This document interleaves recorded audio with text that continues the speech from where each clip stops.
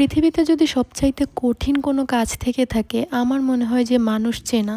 Trust me, উপর থেকে দেখে কখনোই বোঝা যায় না যে ভিতরে মানুষটা কেমন, মানুষটার ব্যবহার কেমন, প্লাস মানুষটার জীবন কাহিনী কি। যখনই সে মানুষটার সাথে আপনি চলাফেরা করবেন, প্লাস সে মানুষটার সাথে কথা বলবেন, তখন বুঝতে পারবেন যে তার ভিতরে কি চলতেছে। তাই কখনো উপর দেখে ভিতর বিচার করা উচিত নয়। হ্যালো, আসসালামু আলাইকুম, সবাই কেমন আছেন? আশা করি সবাই ভালো আছেন। সকালে ঘুম থেকে উঠে আমি পরোটা বানিয়ে নিচ্ছিলাম। আজকে সকালের নাস্তায় চা আর পরোটা, তো সেই জন্য আমি পরোটাগুলো ভাজি করে নিচ্ছি। চাটা অবশ্য আগেই বানিয়ে রেখেছিলাম, এখন গরম করে খেয়ে নিব। এক কথায় বলতে গেলে আমার থেকে সকালে নাস্তা বানাতে ভালোই লাগে ইদানিং, কারণ খুবই অল্প অল্প বানাতে হয়, আমার থেকে অনেক ভালো লাগে। অল্প কিছুক্ষণের মধ্যেই আমার নাস্তা বানানো শেষ। এরপর আমরা নাস্তা করে নিয়েছিলাম। এখন আমি রান্না বান্না করব, রান্না বান্নার পালা। চলেন রান্না করি বললাম, কারণ যদি পুরো ভিডিওটা দেখেন তাহলে তো অবশ্যই রান্নার সময়টা আমার সাথেই থাকছেন, তো সেই জন্যই বলা। যাই হোক, রান্না করব আজকে ফুলকপি দিয়ে, সিম দিয়ে, আলু দিয়ে আর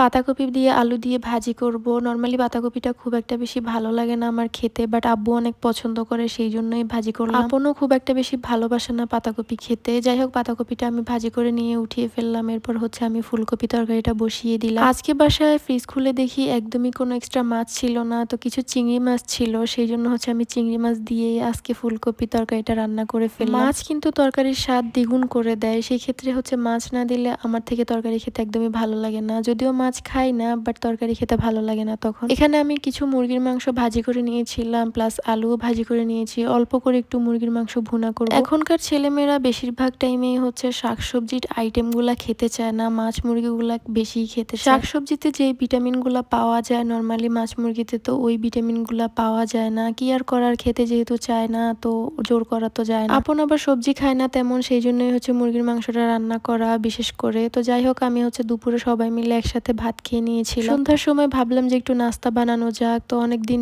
অনেক আইটেমের নাস্তা আর বানাই না। ইদানিং চা বিস্কিট দিয়ে নাস্তা চালিয়ে নিচ্ছিলাম। কেমন জানি আলসেমি লাগে, কাজ করতে ইচ্ছে করে না। তো যাই হোক, আমি আজকে কিছু ডিমের পিঠা বানাবো, সেই জন্য এখানে পিঠাগুলা বানিয়ে নিচ্ছিলাম, মানে কেটে নিয়েছি। তো এরপর আমি তেল গরম করে পিঠাগুলা ভাজি করে নিচ্ছিলাম। এই পিঠাটা নারিকেল দিয়ে খেতে খুব বেশি ভালো লাগে আমার। তো এই যে পিঠাগুলো অনেক বেশি ফুলকো ফুলকো হয়েছিল, তো আমি অনেক বেশি পরিমাণে বানিয়েছি। পিঠাগুলো রেখে দিলে খাওয়া যায়, 2-3 দিন পর্যন্ত থাকে, ভালো থাকে। তো আমি একটু বেশি করেই বানিয়ে নিয়েছিলাম। এই যে পিঠাগুলো আমার এখন ছাকা শেষ, এখন আমরা খাবো। তো আমি একটা টিস্যু পেপার নিয়ে একটা বক্সে রেখে দিয়েছিলাম। যেহেতু অনেকগুলো বানিয়েছি তো সবগুলো তো আর খাওয়া পসিবল না, আমি কিছু বক্সে রেখে দিয়েছিলাম আর অল্প কিছু আমরা খেয়ে নিয়েছিলাম। এরপর একটু চা খেয়ে নিয়েছিলাম। চায়ের ভিডিও আমার ভিডিওর মধ্যে পাবেনই, মানে চায়ের ক্লিপ আমি অবশ্যই নিব, যেহেতু আমি চা ভালোবাসি।